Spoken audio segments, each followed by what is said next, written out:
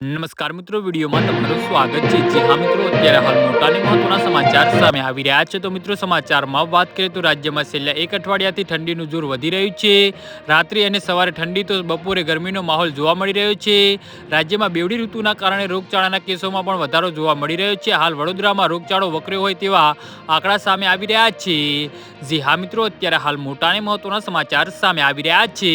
ગત 48 કલાકમાં ડેન્ગ્યુના શંકાસ્પદ 117 પૈકી 4 કેસ પોઝિટિવ નોંધાયા છે। આ સાથે ચિકનગુનિયાના શંકાસ્પદ કેસ 16 કેસ નોંધાયા છે, તેમજ મેલેરિયાના 5000 શંકાસ્પદ કેસ નોંધાયા છે। આ ઉપરાંત ટાઇફોઇડના 80 અને શરદી ખાંસીના 1500 કેસ નોંધાયા છે। આ આંકડા સરકારી હોસ્પિટલના છે, જ્યારે ખાનગી હોસ્પિટલના આંકડા જોડવામાં આવે તો આંકડા 3 થી 5 ગણા વધી શકે છે।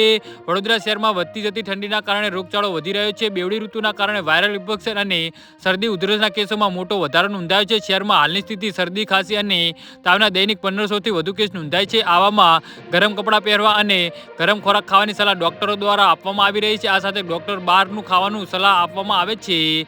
જી હા મિત્રો, તો આના વિશે તમારું શું કહેવું છે તો નીચે મારી કમેન્ટ બોક્સમાં જરૂરથી જણાવજો અને અમારી યુટ્યુબ ચેનલને સબસ્ક્રાઇબ કરવાની ભૂલતા નહીં। ધન્યવાદ।